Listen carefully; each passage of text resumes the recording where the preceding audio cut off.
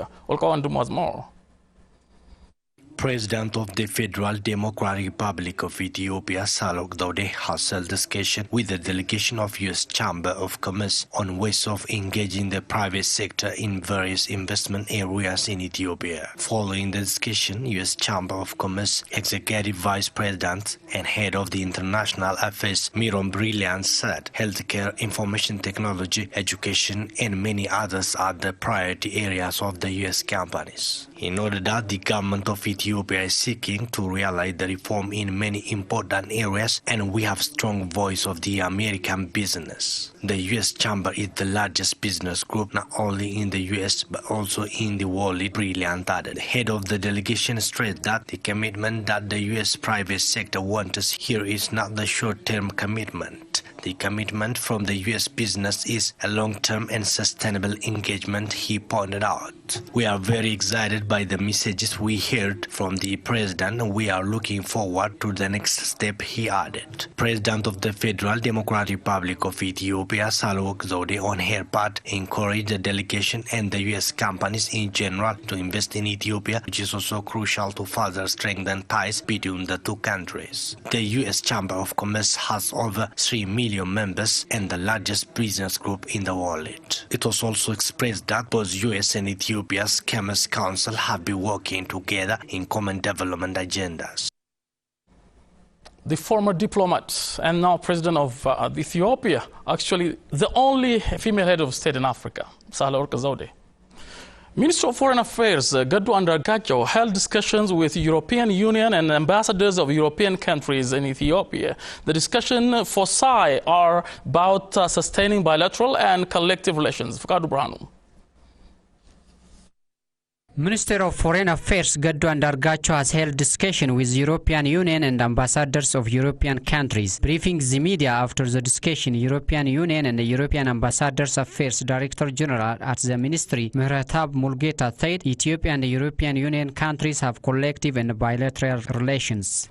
በኢትዮጵያና በአውሮፓ ህብረት መካከል ያለውን ትብብር The discussion was about cooperation between European Union and Ethiopia, focusing on the current issues in the country. The European Union is committed to support Ethiopia's reform agenda and ready to stand on the side of the country at any time.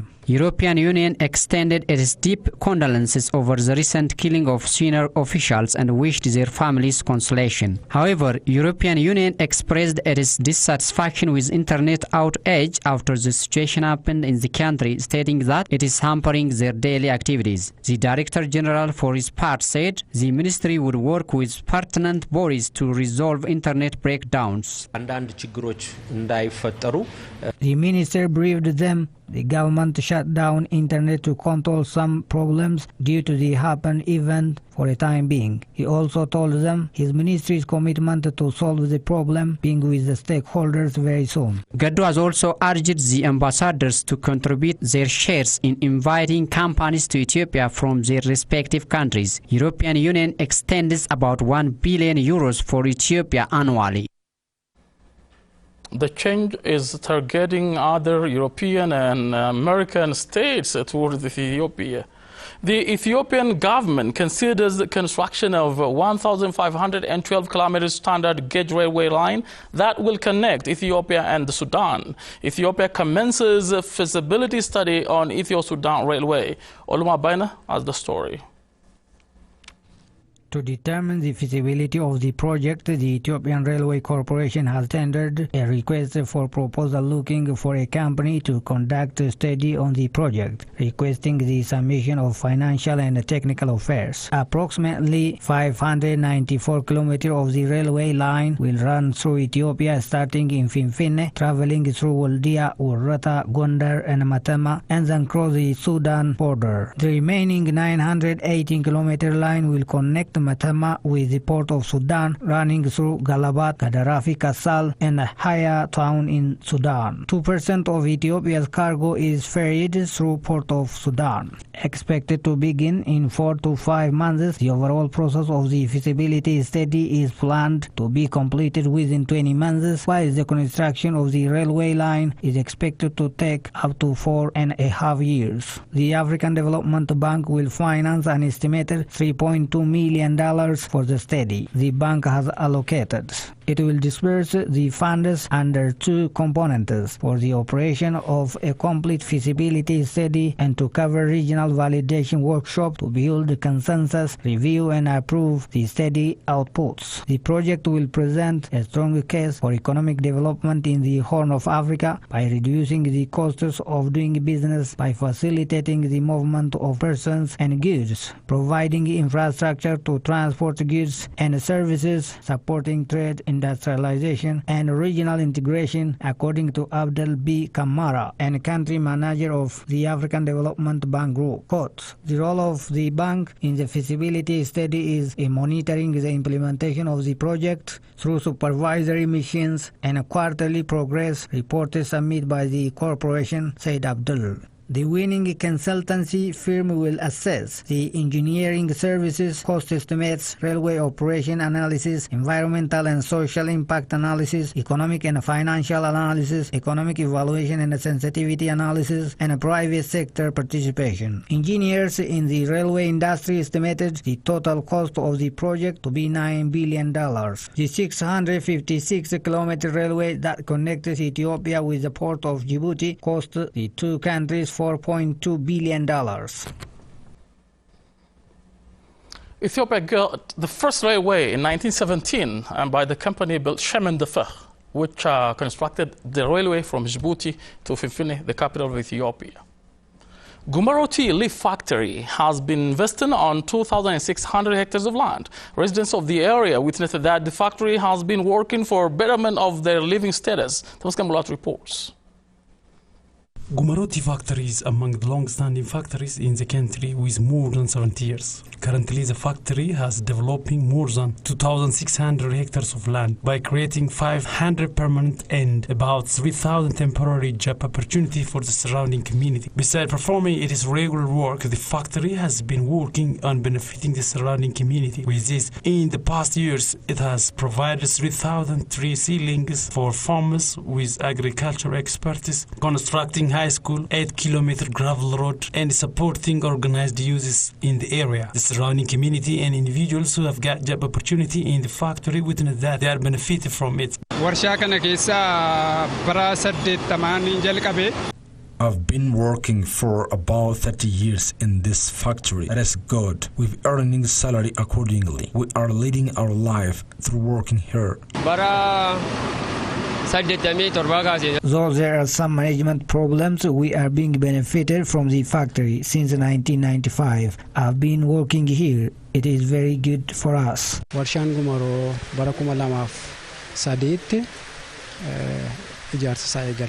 Gumaroti factory has constructed this school for the surrounding community, and it was started rendering service in 2009. Now the factory has been working this expansion at the cost of 4 million birr, so it is benefiting the society in a good manner.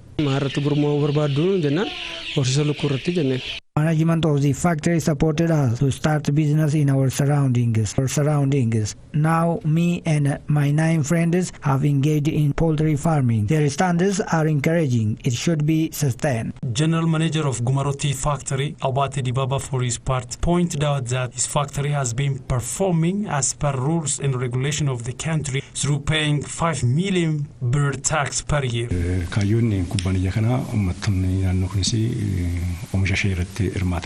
The objective of the company is to benefit the surrounding farmers through participating them on the production of tea leaf and increasing their income. We are also working on minimizing jobless by creating huge number of jobs for them. Not only this, we are constructing infrastructure as we can. For instance, we've provided 3 million tea leaf seedlings for free to the farmers with the necessary facilities like tractor and agricultural expertise. This is a big achievement.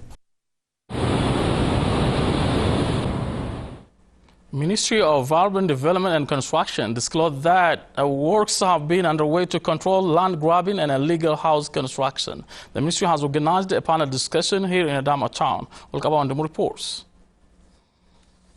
Ministry of Urban Development and Construction has organized 2 days of consultative meeting in Adama town. Minister of Urban Development and Construction, Engineer Aisha Mohammed, on her opening speech on the ceremony said the main aim of the discussion is to exchange ideas on how to control land grabbing and illegal house constructions in urban areas.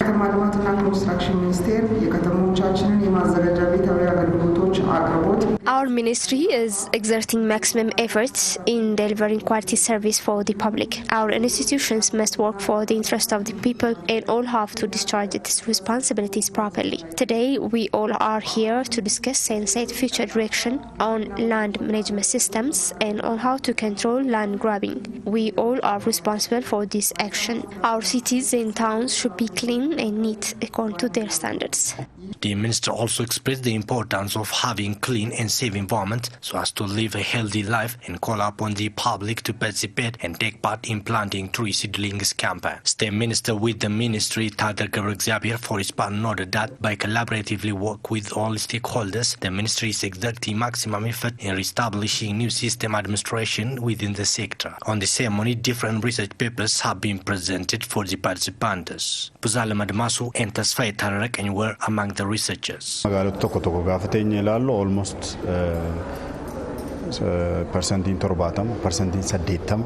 When you look some of our city administrations, more than 70 to 80% of our cities and towns residential homes were illegal house constructions. It is beyond what we expect. Even the regional governments have no full information and accurate data about these constructions. To fully control this problem, town administrations need to know their town's information, especially in residential home and their data.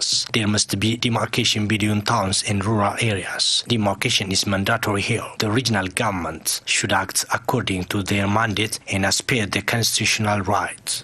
In the Municipal Service Delivery Improvement Directorate, we are preparing standards for the service delivery. Yeah, that means especially in land development and management, in building permit delivery, also in soil-based management, also in avatar service, also in fire protection, also in public and communal toilet and shower service delivery, also in municipal cemetery also. So these are just, we have taken this all service as municipal service and we are preparing standards at the ministry level. After endorsing those standards, we are also providing training for urban leaders, also urban experts, just to provide service for the citizen as per the standards. The event, regional and federal stakeholders drawn from different parts of the country have participated.